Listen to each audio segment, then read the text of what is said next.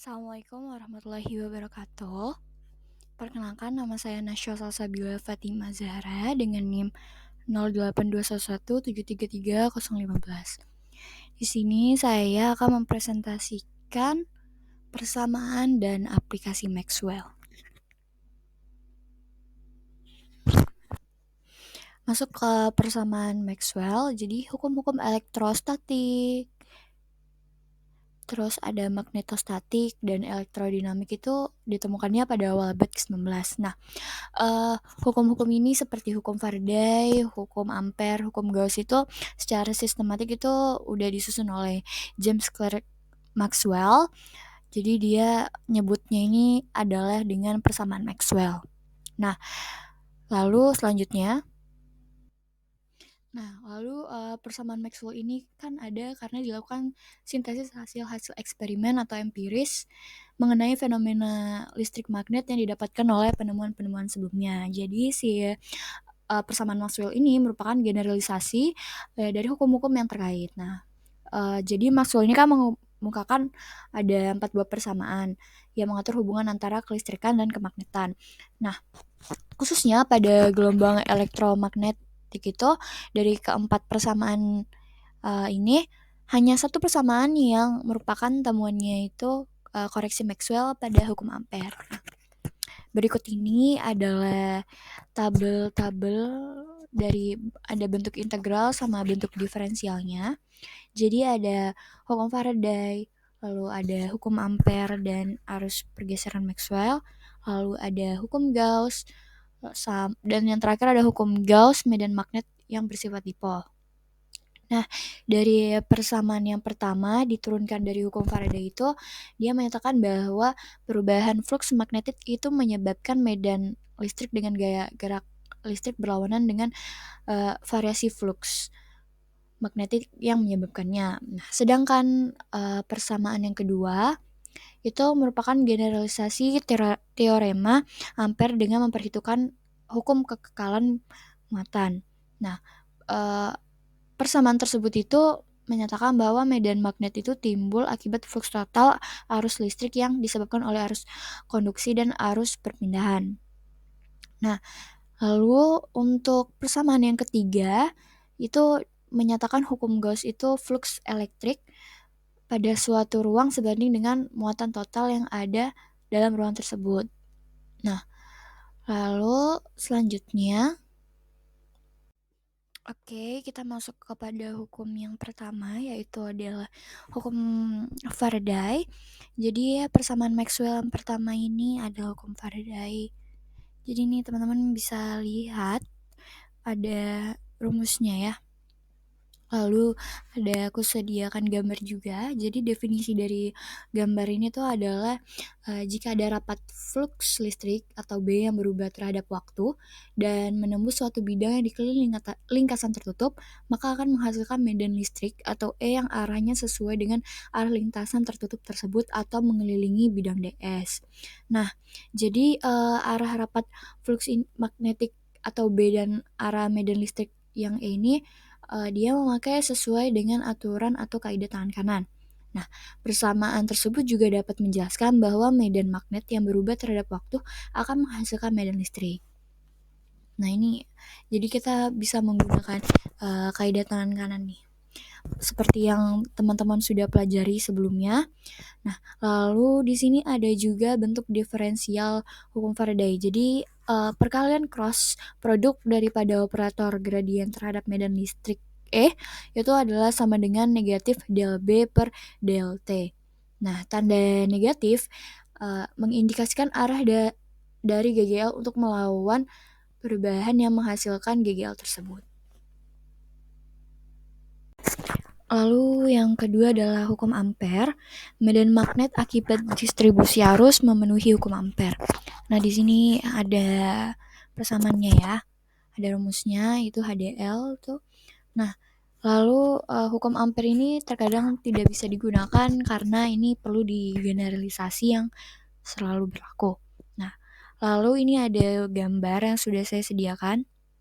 Ini adalah pandang suatu sirkuit yang terdiri dari suatu kapasitor plat sejajar yang kecil diberi arus konstan 1.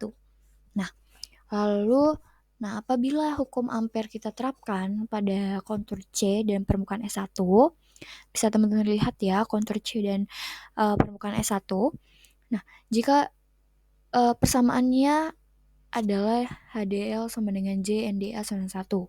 Nah, sedangkan kalau kita terapkan pada kontur C dan permukaan S2, itu akan didapatkan persamaan HDL sama dengan J, NDA sama dengan 0.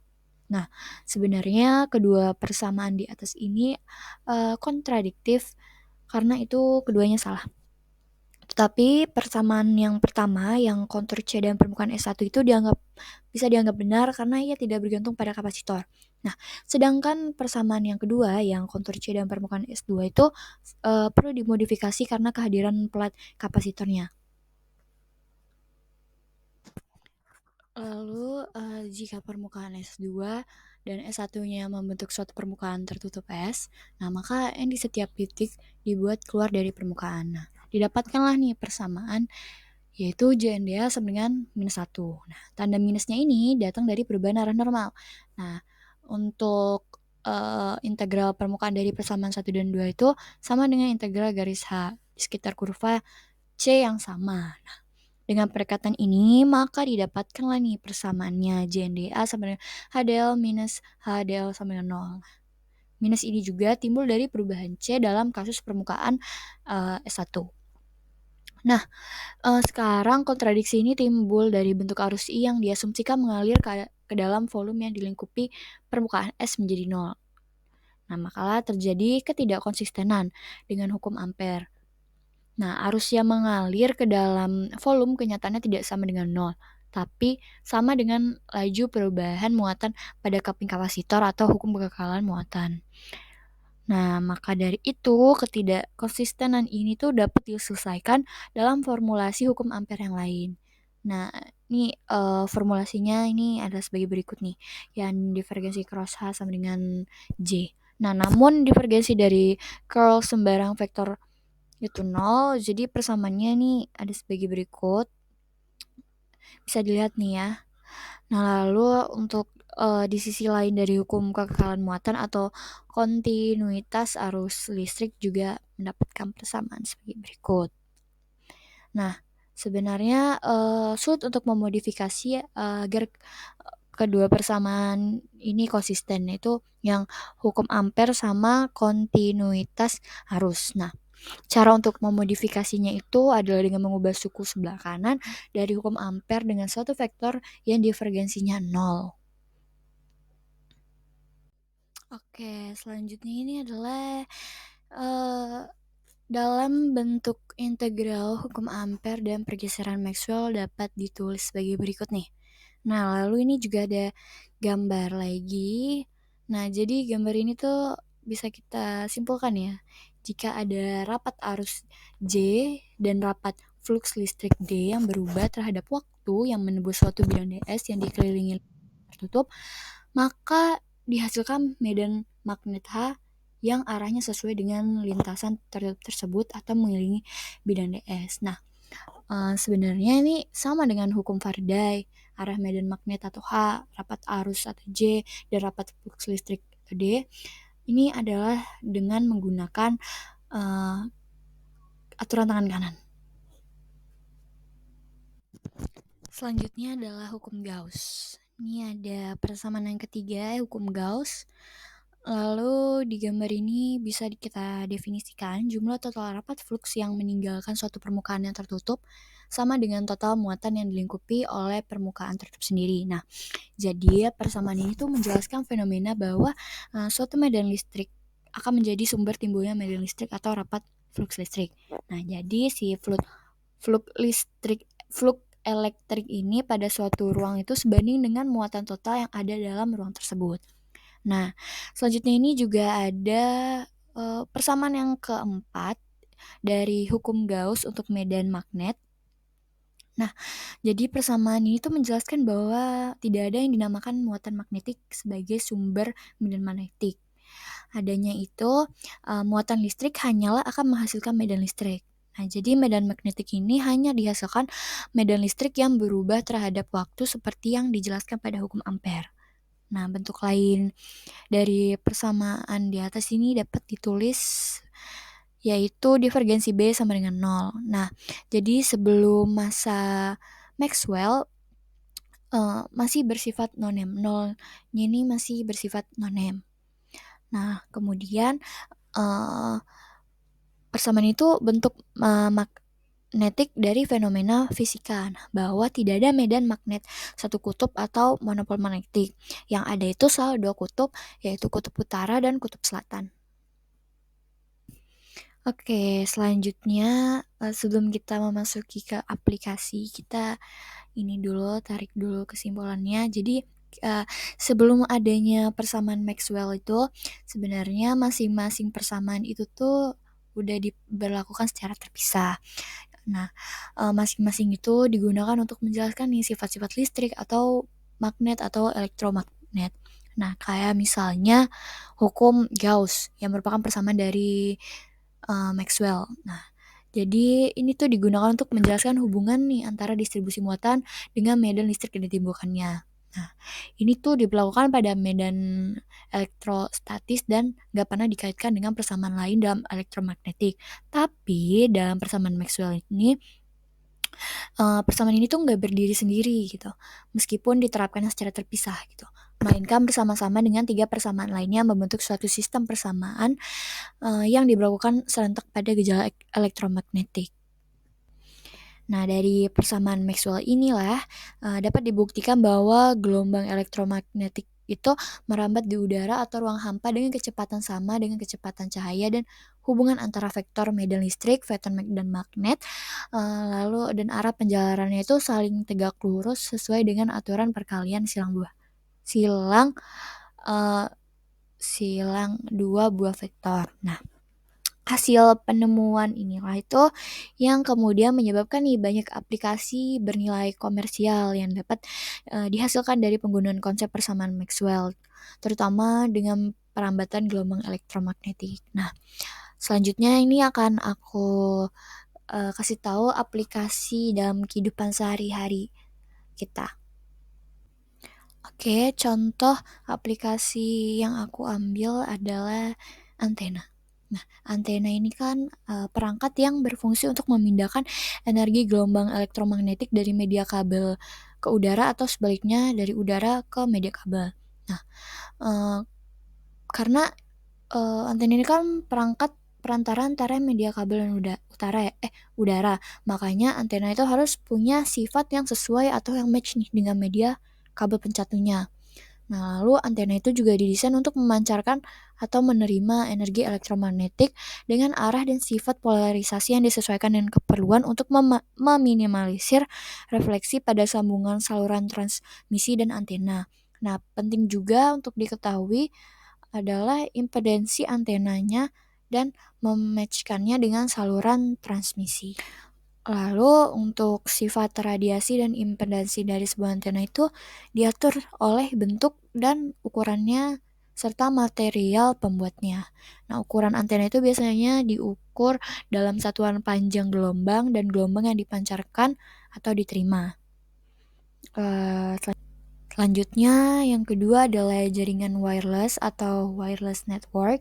Nah, jadi ini tuh untuk menghubungkan sebuah komputer yang satu dengan yang lainnya. Makanya diperlukan adanya jaringan wireless. Nah, ada 3 komponen yang dibutuhkan komputer yang berada dalam wilayah jaringan wireless agar bisa sukses dalam mengirim dan menerima data dari kesamanya, yaitu yang pertama adalah sinyal radio. Nah, yang kedua adalah format data, dan yang ketiga adalah struktur jaringan atau network. Nah, di sini ada skema sistem kerja wireless itu yang udah aku cantumin gambarnya. Nah, jadi cara kerja wireless itu tuh dapat diumpamakan seperti cara kerja modem dalam mengirim dan menerima data ke dan dari internet. Nah, jadi saat akan mengirim data, peralatan-peralatan wireless itu nantinya berfungsi sebagai alat yang mengubah data digital menjadi sinyal radio. Nah, lalu pada saat menerimanya, peralatan tadi itu berfungsi sebagai alat yang mengubah sinyal radio menjadi data digital yang bisa dimengerti dan diproses oleh komputer. Nah, Maxwell ini berhasil menunjukkan fakta bahwa setiap perubahan yang terjadi dalam medan magnet itu akan menciptakan medan-medan listrik, dan sebaliknya setiap perubahan yang terjadi dalam medan-medan listrik itu akan menciptakan medan magnet. Lalu untuk contoh yang ketiga adalah generator. Nah, jadi persamaan Maxwell yang pertama itu yang merupakan hukum Faraday yang menyatakan bahwa variasi medan magnet B terhadap waktu itu akan membangkitkan medan elektrik E. Nah, jadi aplikasi dari persamaan Maxwell ini dapat kita jumpai pada generator. Nah, generator itu kan sebuah perangkat motor listrik yang mengubah energi mekanis menjadi energi listrik. Nah, mekanisme kerja dari generator itu menggunakan prinsip percobaan Faraday, yaitu memutar magnet dalam kumparan atau sebaliknya. Nah, ketika magnet ini digerakkan dalam kumparan, maka akan terjadi perubahan flux gaya magnet atau perubahan arah penyebaran medan magnet di dalam kumparan dan menembus tegak lurus terhadap kumparan. Nah, jadi nanti itu menyebabkan beda potensial antara ujung-ujung kumparan yang menimbulkan listrik. Nah, jadi Eee, syarat utamanya yaitu harus ada perubahan flux magnetik. Nah, kalau, jika tidak, maka tidak akan timbul listrik. Sekian pemaparan dari saya, mohon maaf apabila ada kesalahan dalam penjelasan karena saya juga masih dalam proses belajar, dan mohon maaf apabila banyak typo dalam pengucapan ataupun dalam pengetikan dan pengerjaan ini, atau kalau teman-teman ingin diskusi atau bertanya bisa langsung di kolom komentar. Sekian dari saya. Wassalamualaikum warahmatullahi wabarakatuh.